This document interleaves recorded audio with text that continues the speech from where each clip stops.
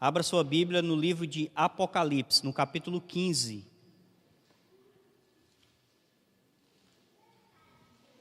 Apocalipse, capítulo 15.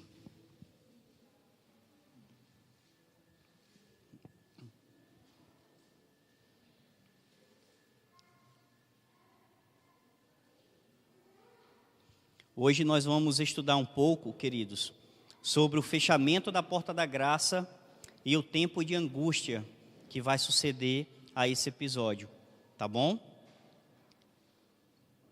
Todos acharam? Amém? Deixa abertinho aí e vamos orar. Oremos. Querido Deus, amado Pai, graças te damos, Senhor, por esta oportunidade agora de abrir a Tua Palavra. E todos nós sabemos que quando abrimos a Tua Palavra, não é o homem que fala, mas é o próprio Deus que se comunica. Pai amado, que neste momento os nossos corações possam estar abertos para ouvir, para aceitar a Tua Palavra. Pai amado, que o Teu Santo Espírito nos guie, nos guarde e nos conduza durante esse estudo, que possa nos dar sabedoria para entendermos as Tuas verdades eternas. Fica com cada um de nós, guarda cada família aqui representada. Clamamos a Ti, Deus meu, todas estas maravilhosas bênçãos e Te agradecemos. Em nome de Jesus Cristo, nosso Senhor. Amém e amém. Queridos, Apocalipse capítulo 15, a partir do verso 5. Mas antes de lermos, eu queria só falar um pouco sobre o livro de Apocalipse. O livro de Apocalipse, como creio que vocês já sabem também, assim como o livro de Daniel, ele é dividido em duas partes. Ele é dividido na parte histórica do livro e na parte escatológica do livro. Assim como no livro de Daniel, nós temos do capítulo 1 ao capítulo 6, nós temos a parte histórica. E do capítulo 7 ao capítulo 12 de Daniel, nós temos a parte escatológica ou a parte profética do livro. A mesma coisa acontece aqui no livro de Apocalipse. Então João, quando ele foi escrever o livro de Apocalipse, ele teve a mesma ideia que Daniel teve. Ele dividiu o livro em duas partes, ou a carta. Então quando você pega ali no livro de Apocalipse, no capítulo 1, o anjo dizendo que foi mandado por Jesus para passar aquela mensagem a João e que João escrevesse as cartas e mandasse para as igrejas. De que carta o livro de Apocalipse estava se referindo? Ao próprio livro do Apocalipse. Então João escreveu o livro de Apocalipse e enviou para as igrejas.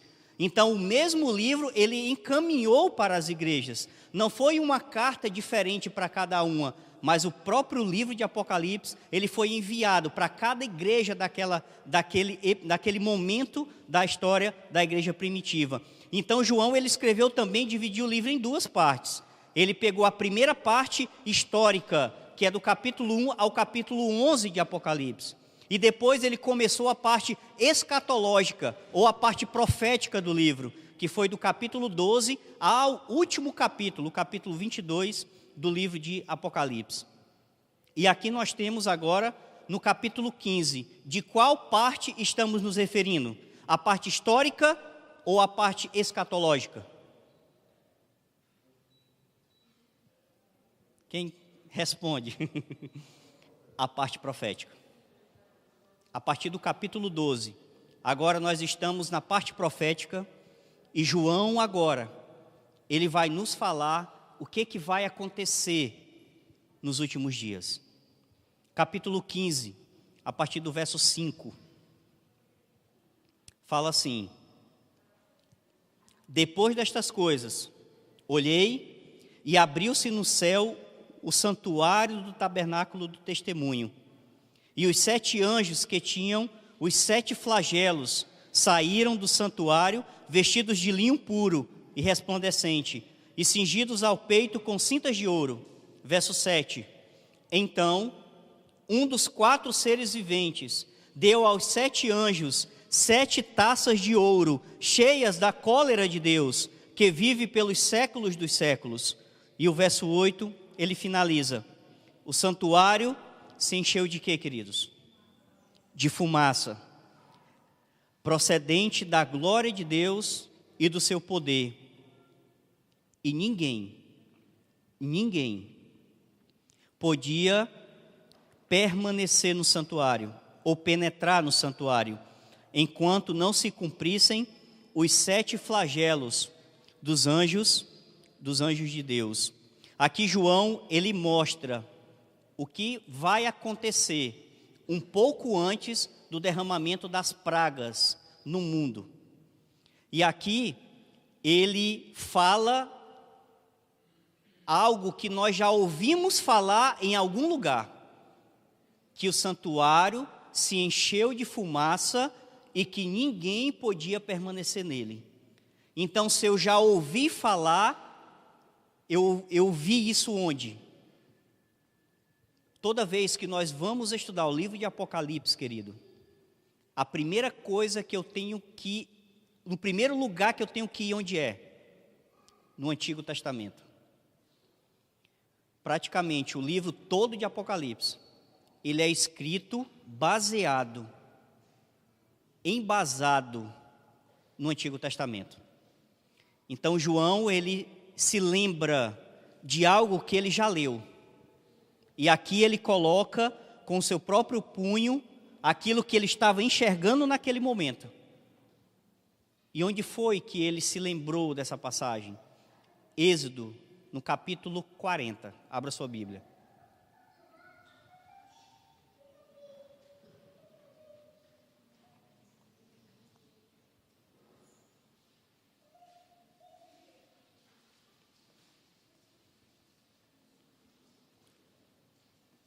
Êxodo, capítulo 40.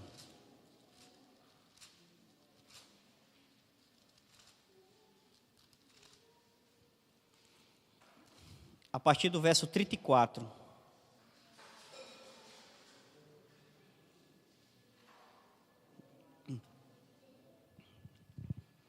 Amém? Então, a nuvem cobriu o quê? A tenda da congregação, e a glória do Senhor encheu o tabernáculo. Moisés não podia entrar na tenda da congregação, porque a nuvem permanecia sobre ela, e a glória do Senhor enchia o quê, queridos? De que episódio Moisés aqui está falando? Da inauguração de quê? Da inauguração do tabernáculo. Então, aquele tabernáculo lá do deserto, quando ele foi inaugurado, a glória de Deus encheu aquele tabernáculo e ninguém podia entrar naquele lugar, porque a glória de Deus ali estava. E Deus ali estava agora colocando o início das obras do santuário terrestre. Os trabalhos começariam a ser feitos naquele lugar. Por isso que Deus veio e colocou o seu aval naquele lugar. Moisés, você fez o que eu falei. Está muito lindo. Agora eu vou abençoar esse lugar. E a partir de agora, você vai iniciar os trabalhos de intercessão pelo povo de Deus. Só que esse episódio não foi isolado. Há muitos anos se passaram. E um outro personagem bíblico também, depois da inauguração do santuário, não mais agora no deserto, agora um santuário fixo. Salomão termina o santuário e agora ele convoca todo o povo para vir e prestigiar a inauguração desse lindo lugar. E o que acontece? Abra sua Bíblia no livro de 1 Reis.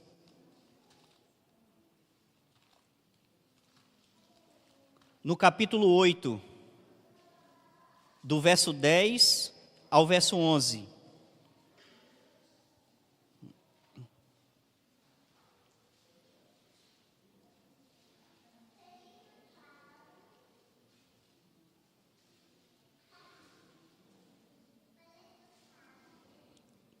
Amém? Tendo o sacerdote saído do santuário, uma nuvem encheu o que, queridos? A casa do Senhor, de tal sorte que os sacerdotes não puderam permanecer ali para ministrar por causa da nuvem, porque a glória do Senhor enchera a casa do Senhor. Amém? Então aqui, Deus ele coloca o seu aval, a sua bênção, nos dois momentos. Lá no deserto com Moisés e agora ali em Jerusalém com Salomão.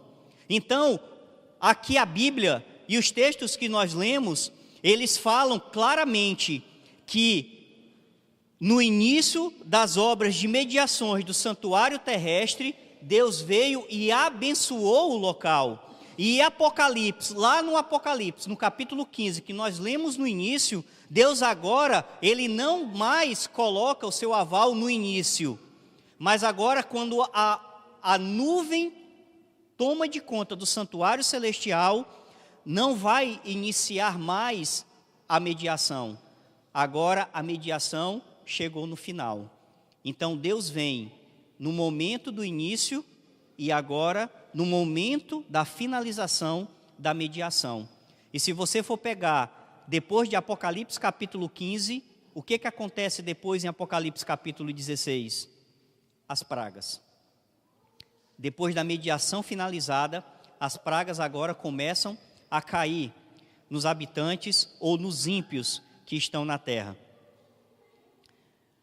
Como chamamos esse evento de Apocalipse capítulo 15, queridos? Fechamento da porta da graça. Então aqui em Apocalipse capítulo 15, você tem um momento exato do fechamento da porta da graça. E qual é o sinal na terra de que Cristo terminou o seu ministério no céu?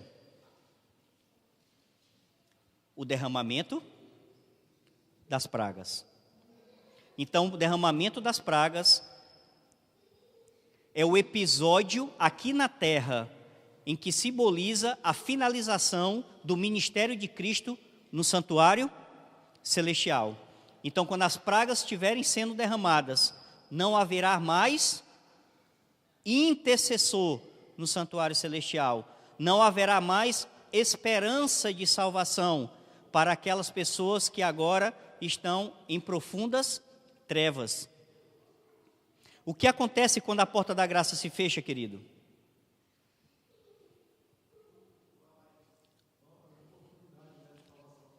Acontece duas coisas. Uma relacionada aos ímpios e a outra relacionada aos salvos. O relacionamento aos ímpios é o derramamento de quê? Das pragas. E em relação aos salvos vai acontecer o quê? A grande angústia ou tribulação. Relacionada aos ímpios, as pragas. Relacionada aos salvos, a perseguição ou a angústia, que a Bíblia chama de angústia de Jacó. Apocalipse capítulo 7, a partir do verso 1.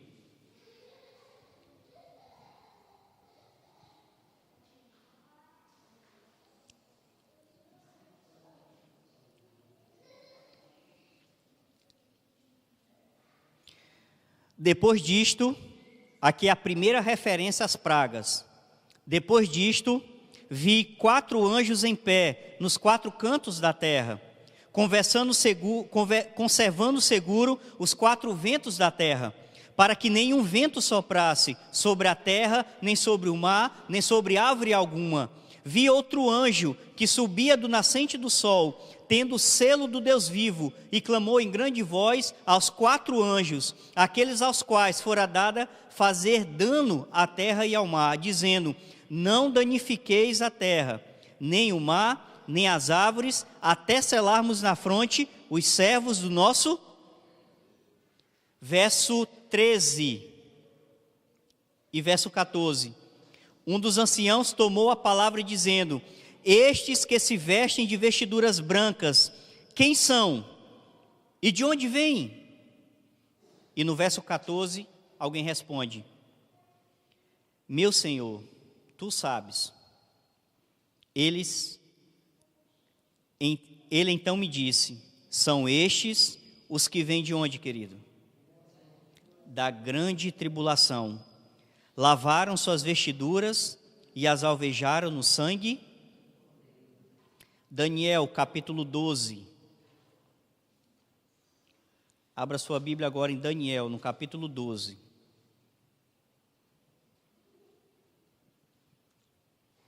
Verso 1.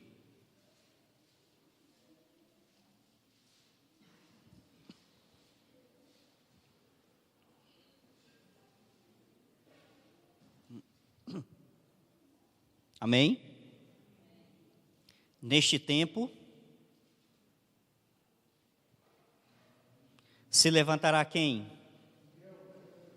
Miguel, o grande, o defensor dos filhos do teu povo, e haverá tempo de quê, querido? De angústia, qual nunca houve, desde que houve nação sobre a face da terra. Você tem ideia daquilo que lhe aguarda? Você já pensou e já refletiu no tempo que está bem próximo de acontecer na sua vida? A Bíblia é clara, queridos. Tempo que você nunca imaginou, desde que houve nação sobre a terra. E olhe que a terra já passou por momentos difíceis. Já passou por várias guerras. Só a segunda foram milhões e milhões de pessoas mortas. E estamos vivendo guerra neste momento. Pessoas morrendo todos os dias. Só que nada, querido, se compara àquilo que está próximo de acontecer. Mas Miguel vai se levantar. E ele vai cuidar dos filhos de Deus. E como nós estamos nos preparando para este dia? Como estamos nos preparando para esse tempo de angústia? O Espírito de Profecia, no livro Grande Conflito, no capítulo 39, ela fala assim: quando se encerrar a mensagem do terceiro anjo, a misericórdia não mais pleiteará em favor dos culpados. O povo de Deus terá cumprido a sua obra, recebeu a chuva serôdia, o refrigério pela presença do Senhor, e acha-se preparado para a hora probante que diante dele está. Os ímpios passaram os limites do seu tempo de graça. O Espírito de Deus, persistentemente resistido, foi por fim retirado. Desobrigados da graça divina, não tem proteção contra o maligno. Agora Satanás faz o que lhe der na telha para preparar o seu povo para a grande peleja. E agora está dividido os filhos de Satanás contra os filhos de Deus. De qual lado estaremos? De qual lado escolheremos estar? O Espírito de Profecia fala que agora o Espírito de Deus não mais trabalha no coração dos ímpios. Nada mais segura eles. Agora eles estão prontos para fazer o que eles querem contra nós.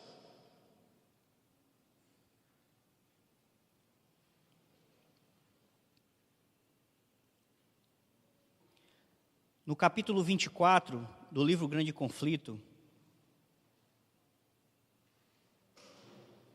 fala assim: os que estiverem vivendo sobre a terra, quando a intercessão de Cristo cessar no santuário celestial, deverão, sem mediador, estar em pé na presença do Deus vivo. Suas vestes devem estar imaculadas, o caráter liberto do pecado, pelo sangue da aspersão. Mediante a graça de Deus e seu próprio esforço diligente, devem eles ser vencedores na batalha contra o mal. Agora, os ímpios estão sem mediador. Cristo finalizou seu trabalho no santuário celestial. Agora estamos aqui nessa terra, sem ninguém intercedendo por nós. E o que isso significa? Será que seremos abandonados? Será que estaremos aqui ao Deus dará? Cristo não está mais no santuário. E agora, os salvos vão estar como? Vão estar por conta própria? Sim ou não, queridos? Meio dividido.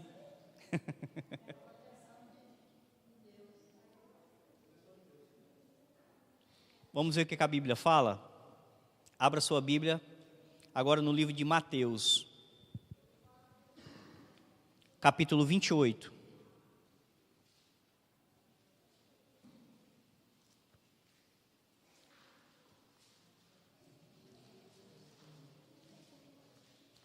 Mateus, capítulo 28.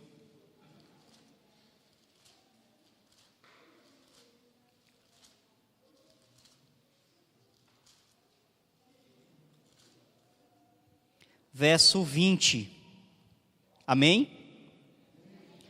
Ensinando-os a guardar todas as coisas que vos ordeno. E eis que estou convosco todos os dias, até a grande tribulação. É assim? Como é que está aí? Até a consumação dos séculos. Essa é a promessa de Cristo. João, capítulo 15. Evangelho de João, capítulo 15.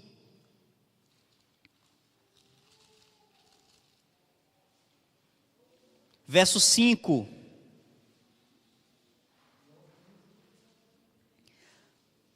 Verso 5. Eu sou a videira, vós os ramos. Quem permanece em mim e eu nele, esse dá muito fruto, porque sem mim, nada, queridos, nada podeis fazer. Hebreus capítulo 13.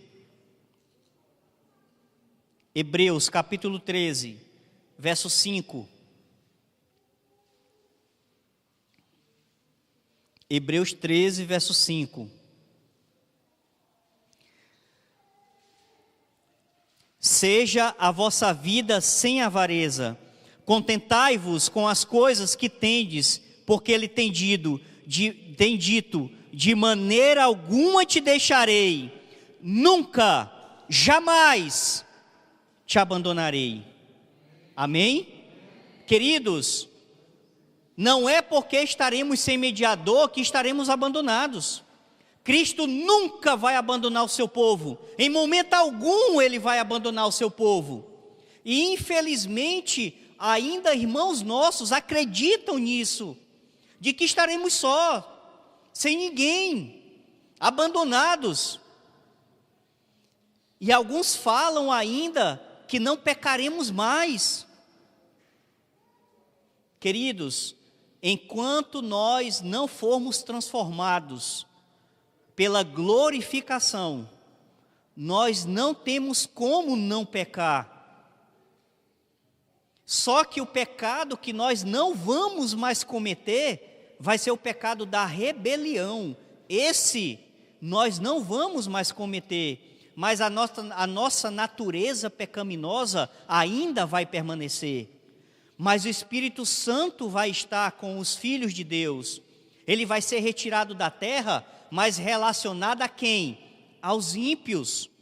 Não tem mais o que ele fazer. Ele foi resistido toda a vida. Agora a intercessão finalizou. O tempo da graça foi terminado. A porta se fechou. Os ímpios agora não têm mais esperança nenhuma de salvação. E o Espírito de Deus foi retirado.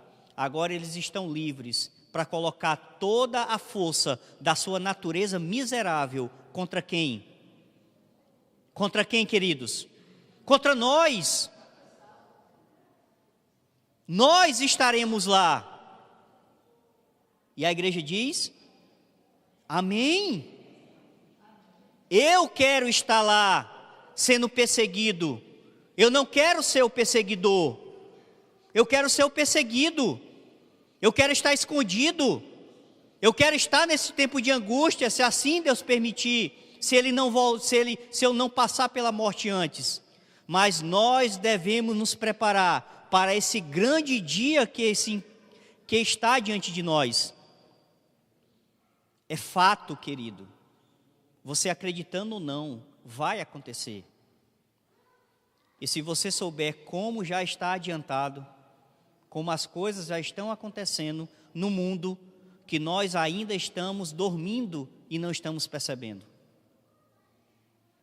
Mas hoje, o Espírito de Deus faz um convite para a igreja central do Quinari. para os membros que aqui se encontram, para os líderes que aqui congregam e cuidam dessa igreja. Há uma chance hoje de preparação para esse grande dia. Como nós iremos nos comportar e qual lado escolheremos nessa grande batalha? Queridos, eu não sei se você já ouviu falar sobre a tribo Cherokee.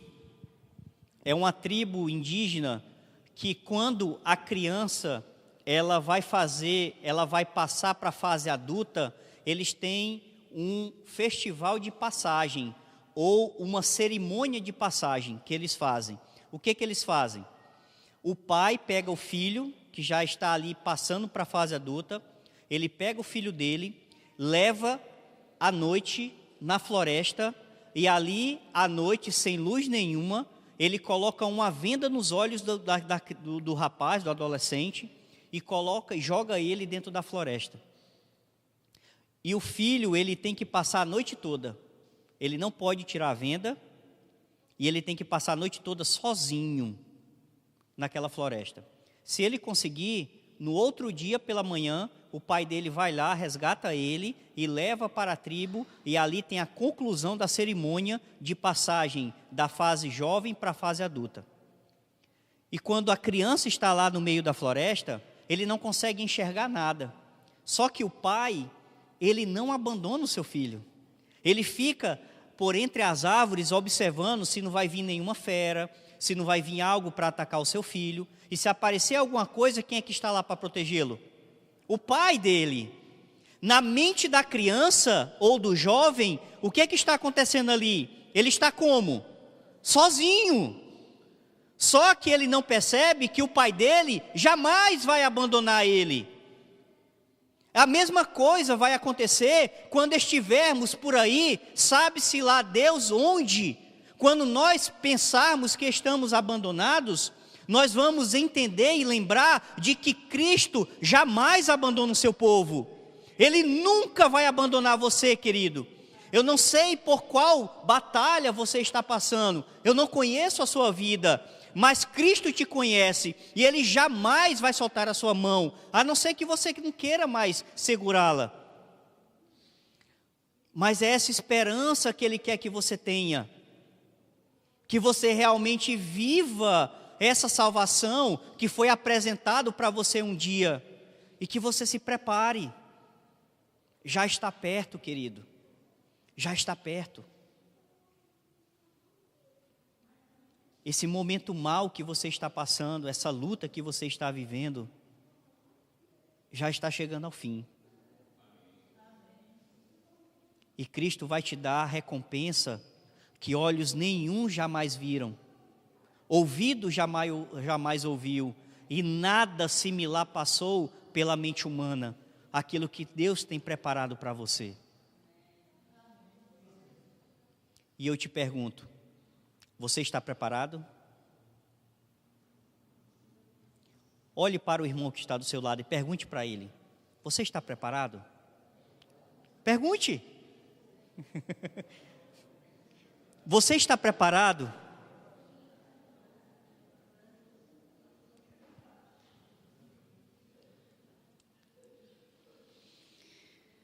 Abra sua Bíblia no livro de Jeremias, no capítulo 30, no verso 7.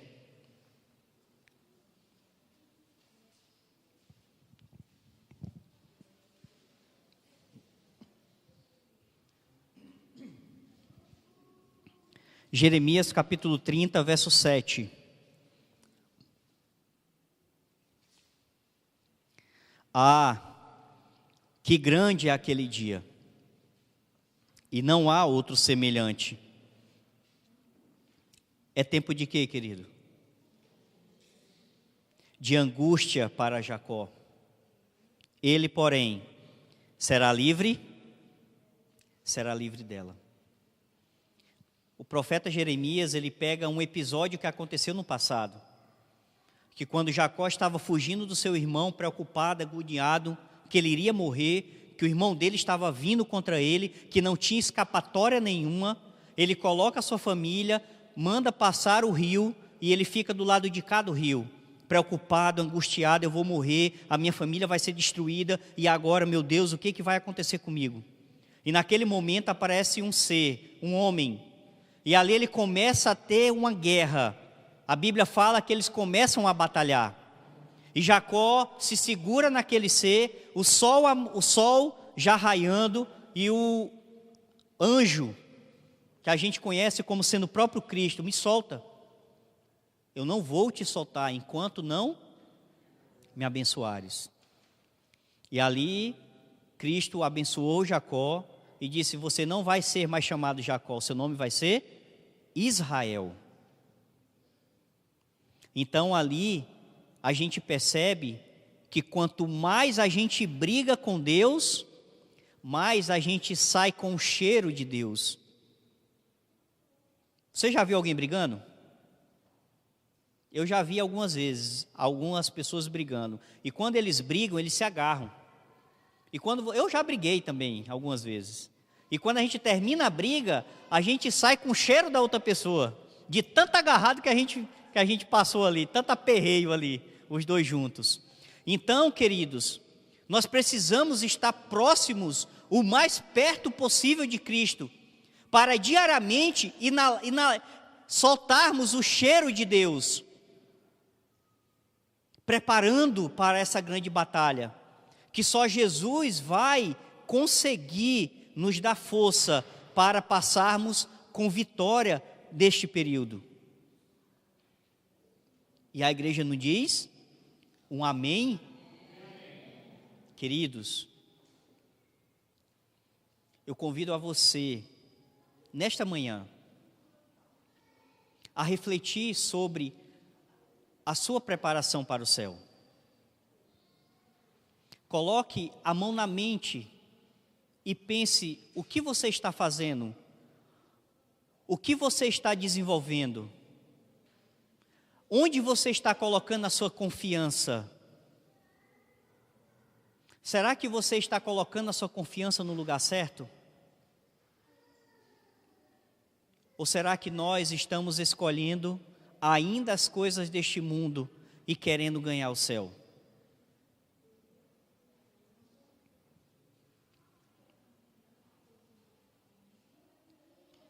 O livro Grande Conflito,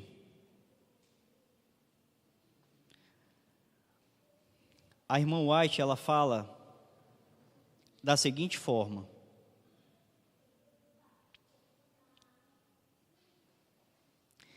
ainda que os inimigos os lancem nas prisões, as paredes do calabouço não podem interceptar a comunicação entre sua alma e Cristo. Aquele que vê todas as suas fraquezas e sabe de toda provação está acima de todo o poder terrestre, e anjos virão a eles nas celas solitárias, trazendo luz e paz do céu. A prisão será como um palácio, pois os ricos na fé morarão ali, e as paredes sombrias serão iluminadas com a luz celestial, como quando Paulo e Silas à meia-noite oraram e cantaram louvores na masmorra de Filipos. Amém? Então não importa onde estivermos, Cristo vai estar conosco e estaremos louvando, cantando, alegres, sabendo que o nosso Deus está do nosso lado. Abra sua Bíblia no livro de Salmo, no capítulo 34.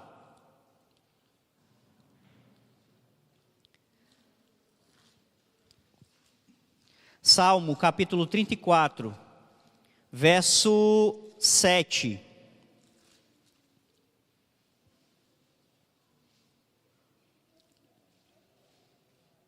O anjo do Senhor acampa-se onde? Ao redor dos que o temem e os... Salmo 91, verso 11. 91, verso 11.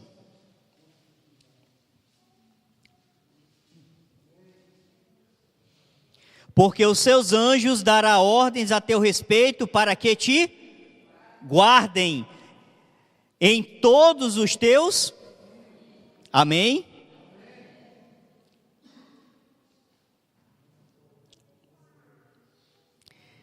A história de Jacó é também uma segurança de que Deus não rejeitará os que foram enganados, tentados e arrastados ao pecado, mas voltaram a Ele com verdadeiro arrependimento. Enquanto Satanás procura destruir essa classe, Deus enviará seus anjos para animar e proteger no tempo de perigo. Amém? Os anjos vão nos servir. Eles não vão nos abandonar. E agora, como devemos nos preparar para esse tempo de angústia que está próximo? Eu tenho 4 passos para dar para vocês de forma rápida. E se possível, eu quero que você grave esses passos no seu coração. O primeiro passo que você tem que dar é desenvolver o hábito de louvar a Deus durante as crises da sua vida. Mesmo diante das crises, nós devemos louvar ao Senhor. Paulo fala o quê? Em tudo dai graças. Não é por tudo, mas em tudo dai graças. E eu te digo uma coisa, como fala um escritor americano, se você não está passando por provação na sua vida, não se preocupe, porque elas estão a caminho. Queridos, a provação vai vir, para todos. Coloque isso no seu coração, e quando ela vier, você tem que estar como? Preparado. E você se prepara com quem? Com Cristo, só com Ele. Então quando ela vier, você vai louvar, porque você vai estar com o seu Salvador. Amém? O segundo passo, para você se preparar para o tempo de angústia,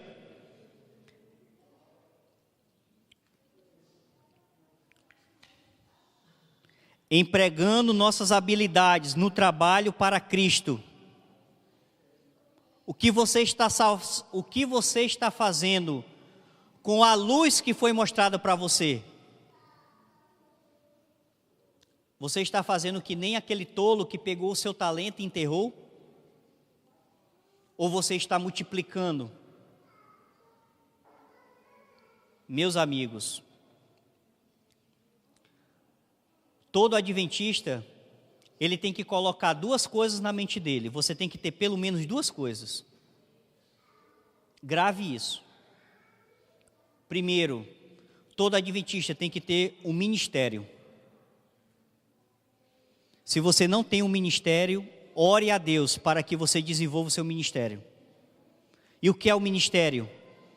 Aquilo que você faz dentro dessas 4 paredes. Esse é o seu ministério. E você pode ter certeza que não falta lugar para você. Eu nunca vi um líder dizer para uma pessoa que está atrás de fazer alguma coisa: olha, eu queria ajudar, dizer, não precisa não, já tem gente demais. É assim que acontece no Quinari? Lá em Tarauacá não é assim não. Lá em Tarauacá a gente precisa fazer ali um jogo de cintura para conseguir pessoas que aceitem a missão de desenvolver o seu ministério. Então, se você não tem um ministério, desenvolva o ministério, querido. Você precisa desenvolver o seu ministério. E segundo, todo adventista tem que ter uma missão. E o que é a missão? É das 4 paredes ou da porta para lá, para fora. Desenvolva a sua missão. E qual é a nossa missão? Salvar vidas. Trazer vidas aos pés de quem? De Cristo. Essa é a nossa missão, querido. Toda pessoa salva já nasce salva como missionária. Ah, mas eu não sei dar estudo bíblico. Querido, eu não estou falando só de estudo bíblico. Você pode levar a mensagem de Cristo de diversas formas. Tem pessoas que têm um talento enorme na recepção, que só aquela recepção calorosa você já consegue ou já ganha o coração da pessoa para Cristo. Desenvolva a sua missão. Ore a Deus para saber qual é o seu talento. Desenvolva o seu talento aqui dentro da igreja e lá fora. A igreja do Quinari não pode ficar de fora deste grande dia. Nós precisamos andar juntos, queridos. Juntos. Não é só. Você não vai a lugar nenhum só. Você tem que tomar a mão do seu irmão e caminhar com ele. E na outra mão segurando a mão de Cristo. O tempo está passando, querido. E precisamos tomar uma decisão na nossa vida o quanto antes. Terceiro passo. E penúltimo passo. Nós precisamos confessar todos os nossos pecados com sincero arrependimento, querido. Aquele que confessa o seu pecado e abandona, vai acontecer o que com ele? Ele vai ser salvo. Mas aquele que não confessa o seu pecado, ele vai morrer com ele. A irmã White, ela fala da seguinte forma: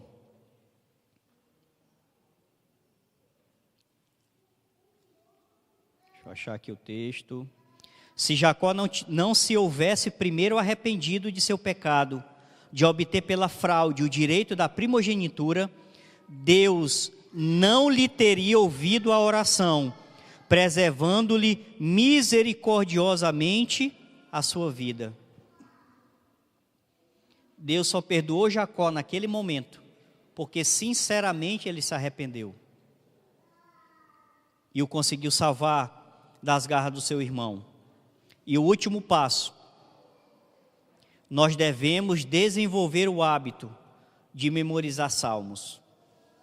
Queridos, os salmos foram feitos para esse tempo que se aproxima.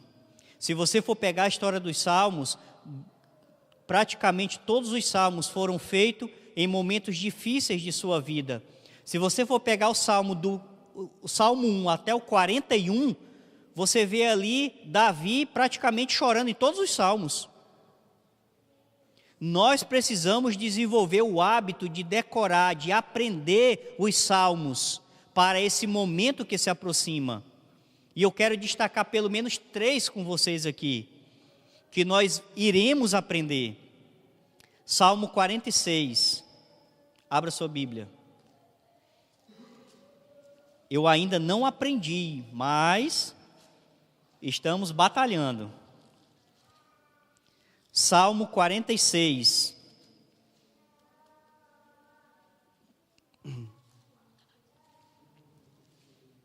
Amém? Deus é o nosso e fortaleza. Socorro bem presente, onde, queridos? Nas tribulações. Portanto, não temeremos, ainda que a terra se transtorne e os montes se abalem no seio dos mares, ainda que as águas tumultuem e espumejem, e na sua fúria os montes se estremeçam, há um rio cujas correntes alegram a cidade de Deus, o santuário das moradas do Altíssimo. Deus está no meio dela, jamais será abalada. Deus a ajudará desde antemanhã. Bramam nações, reinos se abalam. Ele faz ouvir a sua voz e a terra se dissolve. O Senhor dos exércitos está conosco. O Deus de Jacó é o nosso refúgio. Vinde, contemplai as obras do Senhor, que assolações efetuou na terra. Ele põe termo à guerra até aos confins do mundo. Verso 10. Aquietai-vos e sabei que eu sou Deus. Sou exaltado entre as nações, sou exaltado na terra. E o verso 11 finaliza como? O Senhor dos exércitos está conosco. O Deus de Jacó é o nosso. O salmista começa como? O Deus é o meu refúgio. E ele finaliza como? Deus é o nosso refúgio. Amém? Salmo 91. Abra sua Bíblia. Salmo 91.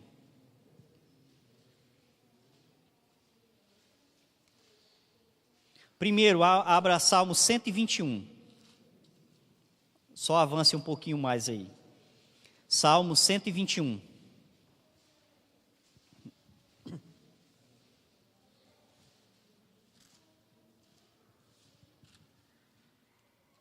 Amém? Elevo os meus olhos para os...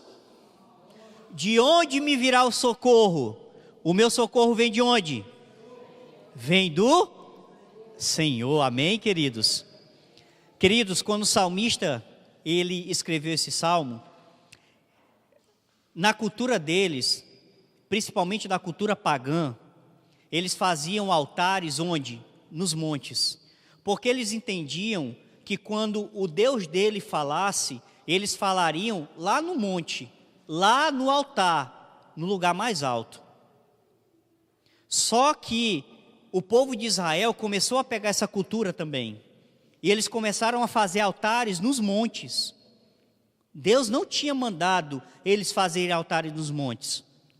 E quando o salmista escreveu isso daqui, ele não era uma pessoa idólatra. Por isso que ele falou, o meu socorro de onde virá? Ele não vai vir do monte. Ele vai vir do Deus que fez o monte. Amém? Ele é o meu refúgio. E Ele vai me socorrer. E ele continua. Verso 2. Verso 3. Ele não permitirá que os teus pés vacilem. Não dormitará aquele que te guarda. É certo que não dormita nem dorme o guarda de Israel. O Senhor é quem te guarda. O Senhor é a tua sombra, é a tua direita. De dia não te molestará o sol, nem de noite a lua. O Senhor te guardará de todo o mal, guardará a tua alma. O Senhor guardará a tua saída e a tua entrada, desde agora e para... Amém? E o último Salmo, 91. Salmo 91.